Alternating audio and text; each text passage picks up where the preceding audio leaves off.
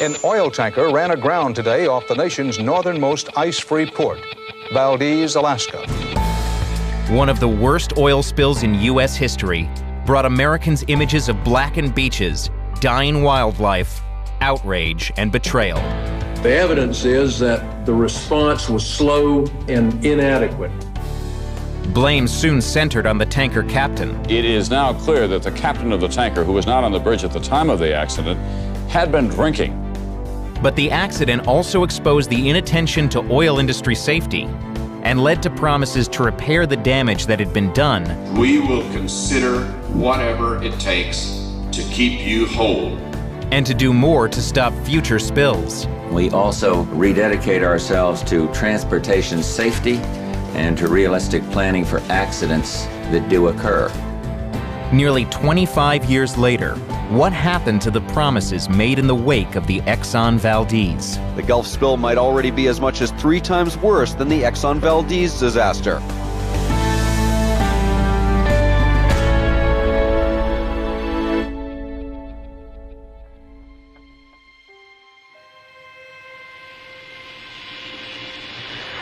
We've fetched up on the ground, and evidently only get some oil.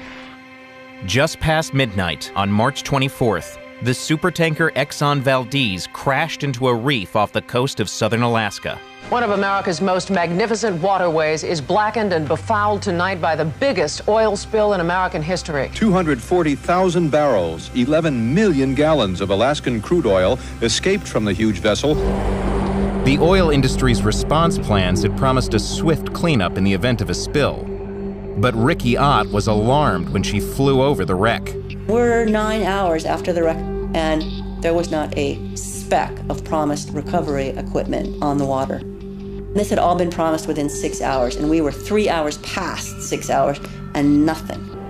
Neither Exxon nor Alyeska, the oil pipeline company in charge of the immediate response, was ready for such a large spill. Alyeska was supposed to have an emergency response team at its terminal in Valdez, but 8 years ago the team was disbanded. The response vessels were either under snow or being repaired. They were completely overwhelmed. Coast Guard didn't quite know what to do. Equipment to fight the spill has to be flown in from as far away as Texas and England. Exxon says it's using all available resources, but it argues the spill is simply too big to surround with booms and skim it up. As images of the spill appeared on the evening news, Exxon began limited tests of chemical dispersants to try to break up the oil. The dispersants were controversial, and it was unclear if they would work or cause even more harm. The chemicals that you use to cause the oil to sink is very dangerous to marine life, and we have to be certain that we cause a minimal amount of damage. But it was soon too late to matter. Winds up to 70 miles an hour virtually shut down the oil spill cleanup operation this morning. The storm had come up and the oil was moving, and almost nothing could be done. Some crews are literally on their knees using absorbent towels to remove the oil from rocky beaches. Less than 15% of the oil was recovered. News cameras captured the damage. 800 miles of shoreline already covered with oil. And the anger. This should have been the easiest spill in the world to clean up. Growing questions about how future disasters of this kind can be prevented, and why there was such a slow response to this spill. At the same time, another storyline was also taking hold. The Exxon spokesperson says there might have been a problem with Captain Hazelwood. It seems he had a bit of a drinking problem. Good evening. The captain was drinking. The captain has been fired. That is the sum of it from Alaska tonight. The story became Hazelwood. Top 10 excuses of the Exxon tanker captain. Number 10 was trying to scrape ice off reef for margarita. That's a sensational kind of story. You have an immediate assignment of responsibility, an immediate villain. What was lost in all of that was the company's responsibility. When a pipeline to bring oil from northern Alaska to Valdez was approved in 1973, the oil industry and the federal government promised to make safety a priority. The Alaska pipeline's on its way. The environment will be saved. The government initially supported double-hulled tankers and a high-tech navigation system in Valdez. We were given blanket assurances about safety and spills. In retrospect, I erred in not making sure that what was said was not put in writing. Those promises never materialized, and when the state of Alaska passed its own safety law, the oil industry sued, saying the law infringed on federal authority.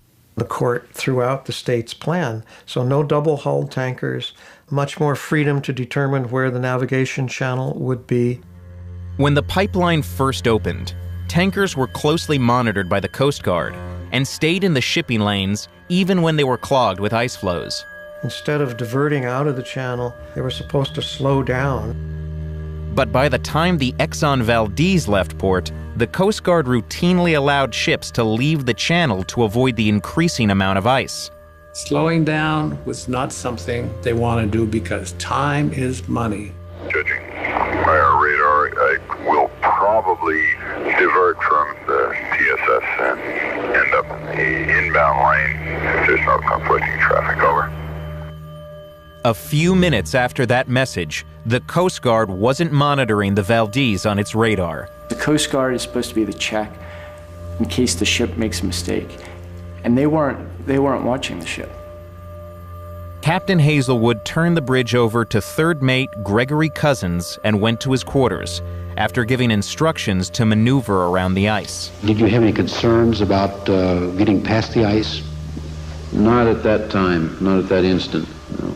Cousins continued going south, heading directly into Bly Reef. A federal investigation later found that Cousins lost track of the ship's location and didn't turn back in time. It found that reduced tanker crews probably left Cousins overworked and tired, contributing to the accident, a conclusion Cousins and Exxon disputed. The investigation faulted Hazelwood for leaving the bridge and said his judgment was impaired by alcohol. Hazelwood denied he was drunk and was later acquitted of criminal charges related to drinking. Did they have some fault? Yes. But the real fault was there wasn't the safety net. Exxon spent more than $2 billion cleaning up the spill and says there was no long-term environmental damage. But pockets of oil remain beneath the surface of some beaches more than 2 decades later. Prince William Sound is not the same as it was. The environment still has not fully recovered, and we're over 2 decades into this now. Exxon paid $300 million to those hurt by the spill, and a jury later awarded another $5 billion in punitive damages. Exxon appealed, delaying the case for 14 years and leaving lasting bitterness in Alaska. 4,000 of the original plaintiffs have died since the Exxon Valdez. In 2008, the Supreme Court cut punitive damages to 1/10 of the original amount. The community is still very depressed. Fishermen like Mike Weber say the local economy never recovered. 500 people left. That's a lot in a small community. I'll never recover from the oil spill. After the spill, Exxon became an industry leader in safety, and millions of federal dollars were designated for cleanup research. Congress required better contingency planning, double-hull tankers, and tugboat escorts in Prince William Sound. We were now making traffic out of Valdez probably the safest line of passage anywhere in the globe. The explosion happened at the Deepwater Horizon rig Tuesday night. Now everyone's hoping and praying that the Gulf of Mexico rig doesn't turn into an environmental disaster. We're going to fight it subsea, on the surface, and on the shore. After the BP oil spill, a presidential commission found that many lessons of the Exxon Valdez had been forgotten in the pursuit of offshore oil drilling. I used the phrase that the offense got way ahead of the defense. The potential risks had increased dramatically, but there had been no commensurate increase in our capability to avoid an accident or to respond to it. It found that the major oil companies had made only a minimal investment in new response technology, and the government spent less than half the authorized amount on cleanup research. The emphasis is always on preventing these things from occurring, because when they happen, we're not very well equipped to deal with them. The news was again filled with the struggle to contain a massive spill. Using much of the same crude cleanup technology used 20 years earlier. We're still relying on booms, still relying on skimmers, still relying on shovels. And response plans that were again unrealistic. Lawmakers are alarmed that BP's competitors have given the government nearly identical emergency response plans. Those plans include steps to protect wildlife that does not even live in the Gulf. And the government authorized BP to use nearly 2 million gallons of dispersants, though many of the same questions were still unanswered. The key question that scientists are trying to figure out is whether oil dispersants in the deep ocean do more harm than good. The commission also found that while tanker safety improved after Valdez, the oil industry resisted new offshore drilling safety rules. It was reflective of a culture in the offshore oil industry. We ended up 20 years after Exxon Valdez with an even more serious incident, but no better prepared to avoid it or deal with it. The other oil companies, including Exxon, have denied that a systemic problem exists. We would not have drilled the well the way they did. 3 years after the spill, new commitments have once again been made to improve spill prevention and response. 3 years out from Exxon Valdez, there was still a deep commitment to applying the lessons that had been learned. 10 years out, that commitment had substantially eroded. If you come back in the year 2020 and ask, what have we learned? Are we safer? I think we'll know whether we really learned the lesson of Exxon Valdez.